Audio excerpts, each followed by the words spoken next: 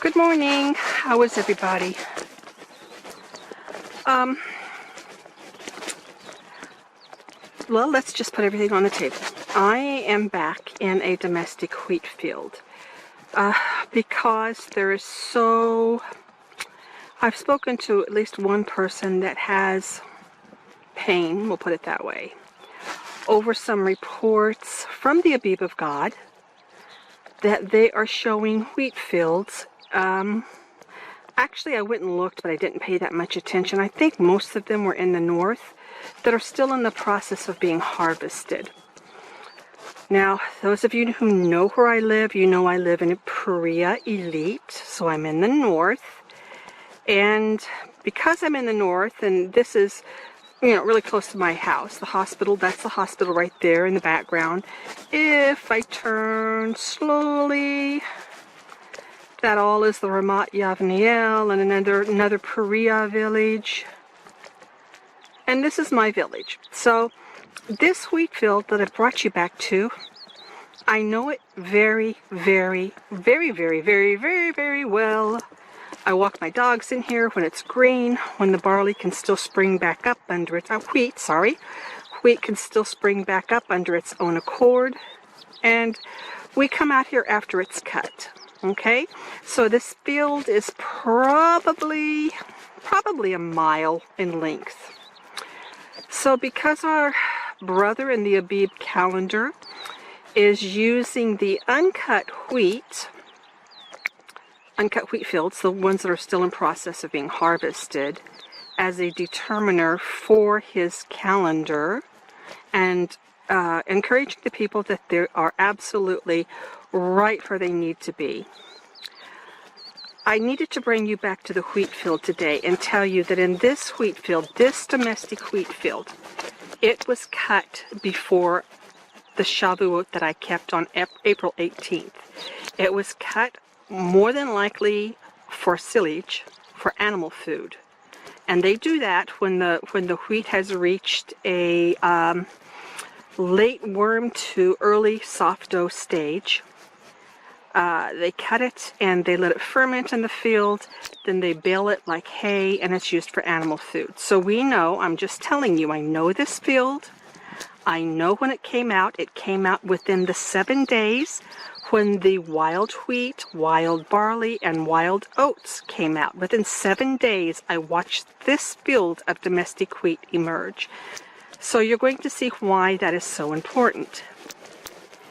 Here we are, all of these days later, and in this little ditch here, where when it rains, it's cut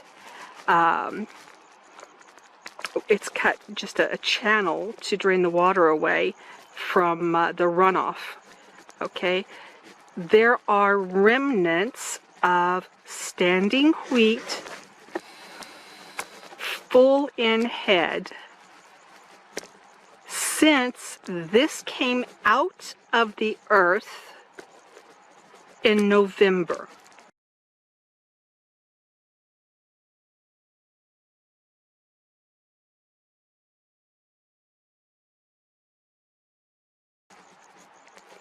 Let that sink in.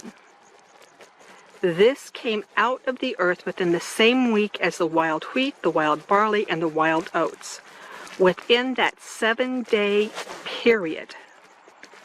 And this is still standing with grains in the head. They have not shattered. Now, our brother on the Abib calendar is correct. This has a set window when the grains will become fully mature. But unlike the wild grains, once they become fully mature, they've already shattered and are shattering, we can see that this will stand and wait for its master or humans that created this variety. This will stand and wait for its master for quite a while. Now, unfortunately, I brought my tripod, but I did not know that I had removed a piece from that tripod, so I can't put the camera on it. We are going to do the best we can to open this wheat and show you that there are grains inside. Okay, here we go. Let me open my window so maybe I can see as well what I'm doing. Nope, that's not as good. Let me get here.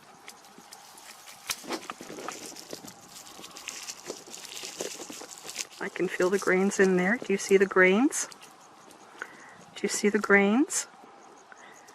And I'm telling you, when this came out of the earth, it came out of the earth in the same 7 days, the same 1 week period as the wild wheat and the wild barley. You see those grains in there? See if I can blow the chaff away. Okay, I blew some of the chaff away. Now you can see the grains pretty good, I think. Okay, now I want to show you. Look at this. All along where they have harvested, every bit of this domestic wheat that was left behind still wears their head and their grains. And in my estimation, for more than a month, these grains have been fully mature, popcorn kernel, tooth and head jarring hard. Let's check another one over here. Let's just grab it, run and grab on the one on this side. Just grab in, right here. We'll take this one, close. Do you see how tough that was to break even though it was dry?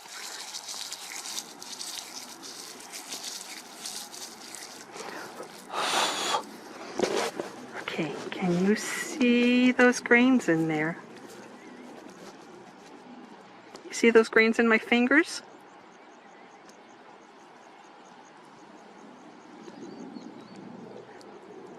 Okay?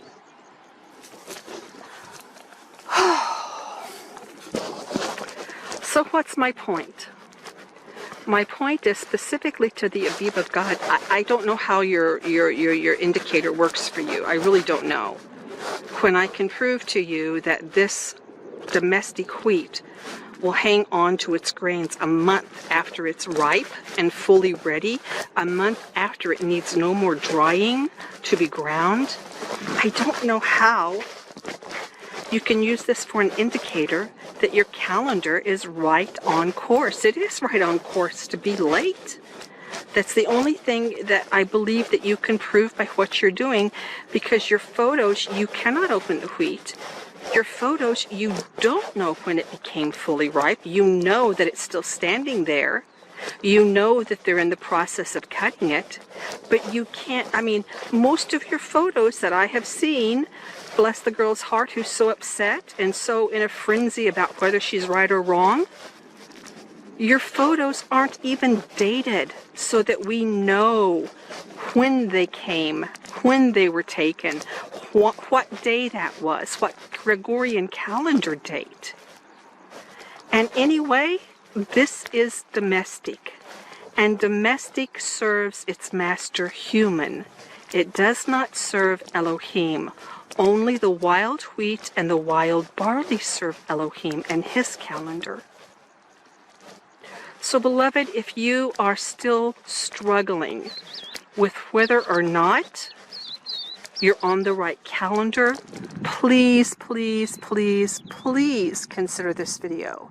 And consider that I'm showing you barley that has, domestic wheat that has been ready for a month and standing here for a month.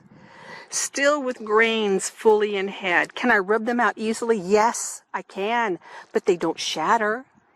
You know, I don't even know if this is here. We're going to do an experiment.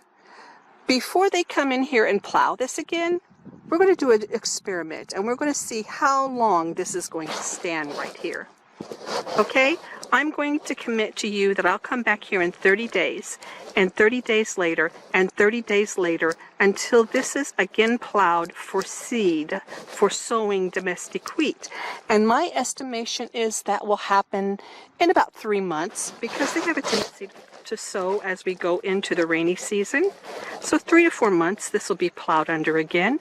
So we have a chance to look at this for the next 3 to 4 months to see how long the domestic grains will hang on to their seeds before dropping them.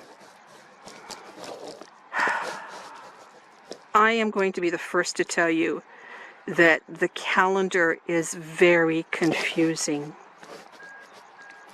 Especially if you are listening to an inspector who does not have contact in the earth, in the land of Israel, 12 Gregorian months out of the year. I have been asked, and I'm going to, because of this situation right here, right now, that I'm addressing, I have been asked to blow my own horn a bit, which I don't like doing. But the next video that's going to be published is why you should listen to me. And maybe that's an arrogant statement, so I'll rephrase it. Why you should consider my words and my reports over and above the other reporters. Because as far as I know, and this is going to be like the punchline of the next production, as far as I know, there are no other groups that ever return to the earth here once they have determined their version of barley that's Abib.